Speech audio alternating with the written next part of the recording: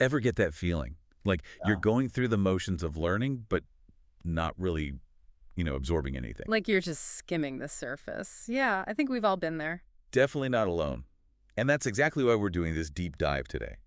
We're going deep into excerpts from Learning to Learn by Karl Wirth and Dexter Perkins. It's pretty fascinating stuff. Wirth and Perkins, they don't pull any punches. Mhm. Right out of the gate, they point out that even with all the advancements we've made in education, You come a long way, right? Right. a lot of college seniors, they aren't demonstrating the level of general knowledge or those critical thinking skills you'd expect. It's almost like there's this gap, right, between what we're learning and what we're actually retaining.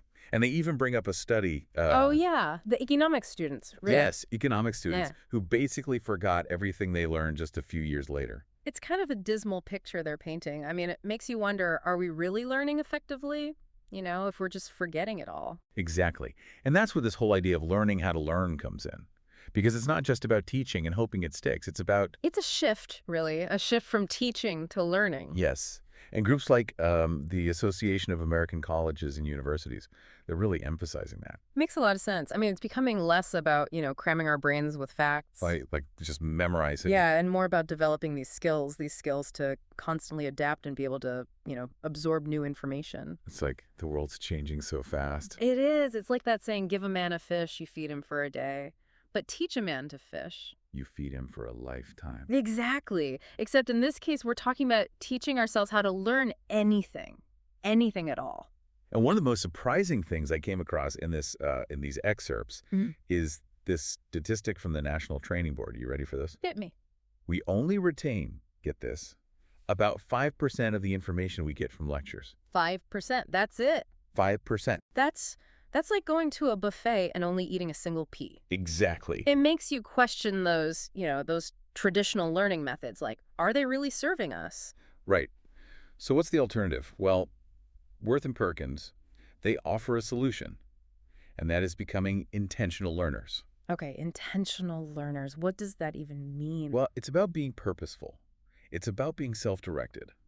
So not just kind of soaking it in passively. No, it's about actively engaging, asking those questions, Yeah. making connections. It's always trying to understand the why behind the what. Not just the what, the why. Exactly. They like It's like, when you savor a delicious meal instead Yeah. of just, swallowing it whole. Great analogy. And to really illustrate this point, they bring in Bloom's taxonomy, that pyramid, maybe you've seen it. It outlines the different levels of cognitive skills. Oh, yeah. Bloom's taxonomy, right. It's not just remembering the facts, it's No. It's way more than that. Knowledge, that's the basis. Just knowing the facts, but there's comprehension, applying what you know, analyzing.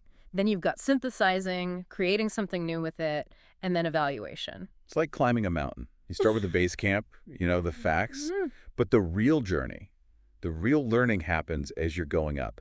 Love that. You're applying it, you're analyzing, you're seeing different perspectives, and then ultimately you reach that peak where you can create and evaluate new ideas. That's a perfect way to put it. And here's the thing, moving up those levels, that takes time and effort. It doesn't happen overnight. You can't just cram before a test and expect to, Oh, we've all been there. we've all been there. Cramming, not really learning.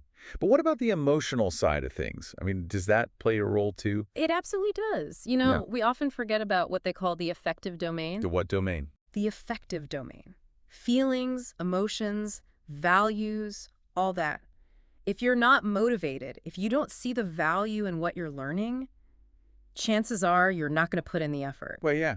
I mean, if you're not interested, you're probably not going to be very invested in it. Right. And think about it. When you're really excited about something, you naturally want to dig deeper, right? Oh, totally. It's like when you're passionate about something, the learning just happens. It flows. But what about the stuff that we're not naturally into? Like, how do we even get to that point? How do we spark that interest, that motivation? That's where it gets really interesting. Because Wirth and Perkins, they highlight the work of Carol Dweck. Oh, Carol Dweck, growth mindset. Yes, exactly. And she found that students with that growth mindset, they believe that they can learn and improve. They can grow. They can grow. And they actually do better. It's like their mindset becomes a self-fulfilling prophecy. So if I think I can't learn something, chances are. Chances are you won't. Right. But if I believe I can. You're more likely to put in the effort, see the results. Okay, I like that. Right. So it's not just about what we're learning, it's how we're approaching it. Mindset is everything. And this ties into Fink's taxonomy of significant learning. It's another model, Another taxonomy. another taxonomy. But this one takes Bloom's taxonomy and expands on it, integrates the cognitive with the affective. It's about making learning meaningful, lasting, connecting it to your life, maybe even developing some new feelings, some new interests along the way. Okay, so we're not just talking about memorizing facts here. We're talking about a much deeper level of learning. But let's back up for a second. What does it actually mean to learn? Like, what's going on here? Right, back to the basics. They compare those dictionary definitions with the constructivist view. Constructivist. Yeah. It basically means that learning, it's not passive, it's not just being filled up, Like an empty vessel. Yeah. It's an active process. We're building knowledge through our experiences. We're interacting with the world around Oh, us. exactly. And they talk about Kolb's learning cycle, which really emphasizes this iterative nature of learning. We have a concrete experience, we reflect on it, then we form those abstract hypotheses, and then we test them out. So it's a cycle, right? You try something, think about it, come up with some theories, try again. Exactly. Constant loop. And here's a fact that kind of blew my mind. Okay, I'm ready. Learning actually physically changes our brains. New synaptic connections, they form. Those neural networks, they get stronger. It's like rewiring. Wait, hold on. So every time I learn something new, my brain is literally changing. Literally changing. Pretty cool, right? That is cool. It makes the whole process so much more, real and tangible. It's not just this abstract thing. Right. And it makes you want to, keep challenging yourself, keep learning new things. But Yeah. it's not all about individual learning, is it? No. Wirth and Perkins, they make a really good point about learning in a social context, because that creates even richer neural networks. So like discussing ideas, debating, collaborating, that actually helps us learn more effectively. Absolutely. It's like iron sharpens iron. You bounce ideas off of others, challenge your assumptions, see different perspectives. Like taking your understanding to the gym. Yes, exactly. Giving it Yeah. a good workout. I like that. Okay, so we've got this active, complex process that involves, our brains, our emotions. But how does our thinking actually evolve over time? Well, they bring up Perry's stages of intellectual development. Okay. And this shows how we go from, get this, ignorant certainty. Ignorant certainty That's interesting. to intelligent confusion. That's even more interesting. Right. So it's recognizing that, things aren't always black and white. Like there's not always just one right answer. Exactly. And it's a journey, We start off thinking everything's simple. Like when we're kids. Like when we're kids. But as we learn more, we encounter different viewpoints. Things get more complex. More nuanced. More nuanced. Super right. It can be a little disorienting. It can be. Especially if you're used to thinking, okay, this is the way it is. Right. But it's also incredibly exciting. It's about embracing that uncertainty, being open to constantly, revising our understanding. So less about finding the right answer, more about asking the right questions. Speaking of questions, where does critical thinking fit into all of this? Critical thinking. Wirth and Perkins define it as, and this is a good one, thinking that assesses itself. So it's thinking about thinking. It's not just thinking, it's thinking about how we think. Taking a step back and saying, okay, why do I believe this? What's the evidence? Am I being objective here? Because sometimes we don't even realize we're making assumptions, right? All the time. They're like those mental blind spots that can really distort how we see things. Okay, yeah, so critical thinking, that helps us kind of Helps us see clearly. see clearly, yeah. And they outline these key elements of reasoning. You've got purpose, assumptions, point of view, evidence, implications. It's a whole framework for analyzing and evaluating information. Okay, so it's like a mental checklist to make sure our thinking is on point. Exactly. And a crucial part of this is questioning assumptions, both our own and those of others. Because we all have them, right? We all do. We all do. And it's about developing intellectual humility, recognizing that we don't have all the answers. Okay. So critical thinking, that's about analyzing the information. What about understanding how we think? That's metacognition. Metacognition. Thinking about thinking. Right. Is being aware of our own cognitive processes, strengths, weaknesses, learning styles, all that. It's like having a coach, an internal coach, giving you feedback on your mental game. Love that. And studies show that experts in any field, they're highly metacognitive. They're constantly reflecting, refining their strategies. So it's a skill we can develop. Absolutely. You're not stuck with the habits we have. We can actually train ourselves to become more effective learners. But before we get into specific strategies, I think we need to revisit that lecture statistic. Oh, yeah, that 5% retention rate. It's kind of a wake-up call, isn't it? It is. It makes you wonder why we haven't completely overhauled the way we learn. Right. I mean, clearly something needs to change. So if lectures aren't the answer, what is? What does effective learning actually look like? Well, for starters, it involves active learning, and that's something we're going to dive into much deeper in the next part of our deep dive. So buckle up, learners. Get ready to level up your note-taking, because in the next part, we're going to explore specific strategies, tools, everything you need to become a more effective, intentional learner. Stay tuned. Welcome back to our deep dive into learning to learn. We're uncovering all these secrets to becoming more effective learners. Really intentional about it. And picking up right where we left off, that 5% retention rate from lectures, Hmm. kind of makes you want to rethink sitting through those long lectures, doesn't it? Totally. I mean, if we're really aiming for deeper understanding, what are we supposed to do? Well, Wirth and Perkins, they're big proponents of active learning, which, when you think about it, just makes sense. It does. Engaging with the material, not just passively sitting there. Think about it. Have you ever noticed how much easier it is to remember something when you've actually done it yourself Yes. versus just reading about it? Oh, for sure. Yeah. Like learning to ride a bike. You can read about it all day long, but until you actually get on that bike and, wobble around, fall a few times, Yeah. you're not really going to You're learn. not going to get it. That's active learning. And it doesn't have to be, just physical activities. It can be anything that gets you mentally engaged. Right. So like solving problems, applying concepts, discussions, debates. All that. Taking the information and actually using it. Build something. Solve a puzzle. Teach it to someone else. Oh, teaching's a good one because that really forces you to understand it. It does. And that ties right into another powerful strategy, cooperative learning. Ah, yes.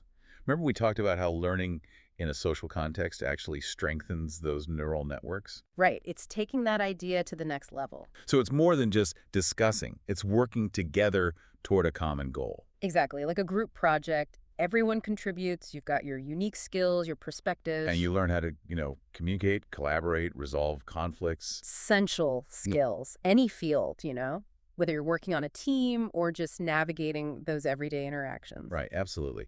And Wirth and Perkins, they actually bring up something interesting about grades in all of this. Oh, yeah. How we tend to get so focused on the grade itself Oh, that we lose sight of the actual learning. like the grade is the finish line, but it's not really, is it? It's just a marker along the way. Exactly. And they make a really good point. Grades, they shouldn't just be about what you know at the end. It should be a combination of native ability and motivation. So things like attendance, preparation, curiosity, Effort. retention. Right. So it's not just about how hard you're working, but how effectively you're learning and then applying what you've learned. Exactly. It's like a report card for your learning habits, not just your, memorization skills. So it's less about chasing the A's and more about developing those habits, those Mhm. lifelong learning habits, the things that will actually serve us well beyond the classroom. Absolutely. The long game. But speaking of growth, how about we shift gears a little and talk about how our thinking evolves over time? Okay, now let's do that. Wirth and Perkins, they talk about these fascinating models of intellectual development. And it shows how we progress from, simple to complex, dualistic to relativistic. One of those models is Perry's stages of intellectual development. Okay. And what's really interesting about this is that it highlights that transition we go through. So starting with this belief that there's only one right answer. Oh, yeah. I remember that phase. Right? To accepting that knowledge can be a lot more complex and ambiguous. Like that moment you realize life's not always black and white. Exactly. And Baxter McGolda's model, it adds another layer because it acknowledges that, men and women, we often approach learning and knowledge in different ways. That's true. We all have our own styles, our own preferences. But I think regardless of your gender, that goal is to reach a stage where you're making judgments based on the evidence and you're open to changing your mind as new evidence emerges. Being flexible. Exactly. Exactly. So it's less about being right and more about, constantly learning and evolving. Growth. And that takes us back to that concept of metacognition. Thinking about thinking. The more we understand about how we learn, the better equipped we are to guide our own development, right? It's like becoming the captain of our own learning ship. I love that. Navigating that vast ocean of knowledge. Charting our own course. Exactly. But navigating that ocean, you need tools. Right. And Wirth and Perkins, they highlight critical thinking as being one of the most important tools in that toolbox. And remember, they defined critical thinking as thinking that assesses itself. Right. So it's not just about thinking, it's about analyzing, evaluating, identifying biases, forming your own conclusions. Like really dissecting the information. Exactly. And they give us a framework for doing this. They outline the key elements of reasoning, like purpose, assumptions, point of view, evidence, inferences, implications. It's like a mental checklist for good thinking. So it's not just about having thoughts, it's about making sure those thoughts are well-reasoned and meaningful. Exactly. You're the author and the editor. And the more we develop those critical thinking skills, the better we become as learners. You can filter through the noise, identify those biases, construct your own understanding. Which is so important these days, right? Because we're constantly bombarded with information. From all sides. It's like we need those critical thinking filters just to make sense of it all. To separate fact from fiction. Ah, But, critical thinking, it's not just about analyzing the information out there. right. It's also about understanding how our own brains work. Oh, right. Remember all those fascinating facts about how learning actually changes our brains? Exactly. Wirth and Perkins, they go into some pretty incredible insights from neuroscience. It's like we're not just talking about abstract psychology anymore. We're talking about actual tangible changes happening in our brains. That's right. And for example, they talk about how learning physically changes the structure of the brain. New connections are forming. It's like our brains are constantly reshaping themselves based on what we're learning and experiencing. Right. And different parts of the brain, they might be ready to learn at different stages of development. So there are windows of opportunity for certain types of learning. Exactly. And I think that's a good reminder to be patient, With ourselves. with too. ourselves and with others, because everyone's at a different stage. Right. We're all on our own journey. We are. But it's not just about brain structure. They also talk about the importance of, sleep, nutrition, exercise. Oh, yeah. Fuel for the brain. Exactly. Your brain needs that fuel, that rest, just like your body. But there's more to it than just the physical stuff. Okay. Wirth and Perkins also talk about the role of emotions in learning. Oh, right. The affective domain. Exactly. And they point out that positive emotions, things like curiosity, joy, they can actually enhance learning. Well, yeah, when you're genuinely interested in something, you're more likely to pay attention. Right. And the information sticks. But the big question is, what about the stuff we're not naturally drawn to? How do we cultivate that sense of curiosity and enjoyment? Right. How do we make it fun? That is a great question. And that's one we'll dive into in the next part of our deep dive. All right, learners, get ready for some more mind-expanding insights because in the final part, we're tackling that very question. And we're exploring how to become more adaptable, more resilient learners in this world that's constantly changing. Stay tuned. And we're back for the final part of our deep dive into learning to learn. It's been a wild ride so far, hasn't it? It has. We've covered a lot. From how our brains actually transform when we learn new things to the importance of critical thinking, metacognition, Yeah. all of it. And last time we left off with this question, how do we spark that curiosity and enjoyment for the subjects that don't immediately grab us? Right, because let's be honest, not everything we need to learn is going to feel like, this exciting adventure. It's true. But Wirth and Perkins, they do offer some really good advice on how to foster that love of learning, even when it's tough. Give it to me.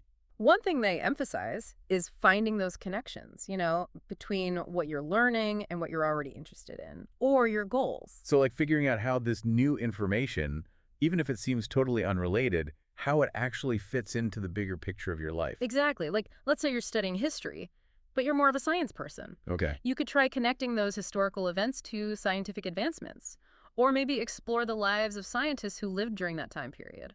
Oh, that's interesting. It's like building a bridge, between something you already find fascinating and something new you're trying to learn. Yes. And sometimes just shifting your perspective a little can make a world of difference. Like, instead of focusing on all those dates and names in history, Right. try to see it as a story, a narrative. You've got characters and drama. I love that, like turning a textbook into a movie. Okay, so we've talked about how to make learning more enjoyable. But what about unlearning? Yes. Unlearning, the art of letting go of, those outdated ideas, incorrect information. It's so important for lifelong learning.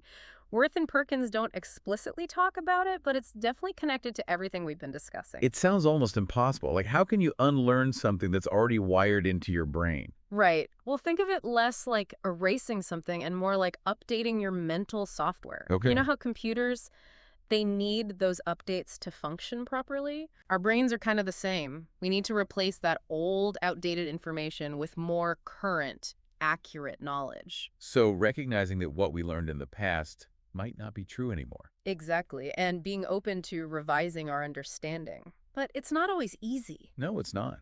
Letting go of those beliefs we've held for so long, even when we see evidence that contradicts them, that's tough. It is. It takes intellectual humility. Admitting that we don't have all the answers Yeah. and that our knowledge is always evolving. So how do we get better at this whole unlearning thing? Any tips? For sure. Based on what we've already talked about, I'd say first, become aware of your own thinking. Pay attention to those assumptions you're making, biases, those mental models you use to understand the world. So like becoming a detective of your own mind. Exactly. And then be open to other perspectives. Don't just stay in your echo chamber. Seek out information that challenges your views, forces you to consider other possibilities, Even if it makes you a little uncomfortable. especially if it makes you uncomfortable. And remember, unlearning, it's not a one-time thing. It's a process. A continuous process. Continuous. As you learn and grow, you're going to encounter things that challenge what you thought you knew. It's like our brains are always under construction. Yeah. And we're both the architects and the demolition crew. I like that. Tearing down those old structures, building new ones as we go, and the better we get at unlearning, the more adaptable we become. Open-minded, resilient. Essential skills, right? Yeah. Especially in this crazy, constantly changing world. Absolutely. So to wrap up our deep dive into learning to learn, what are the big takeaways? I think for me, it's that learning, it's not just about memorizing facts. It's this ongoing process. We're constantly engaging, questioning, connecting, and even unlearning. It is. It's about embracing that joy of discovery while also recognizing that there's always more to learn and that what we know today might change tomorrow. We're all works in progress. We are. So keep those questions coming. Keep challenging yourself and never stop learning. That's it for this deep dive. Thanks for joining us. Happy learning, everyone.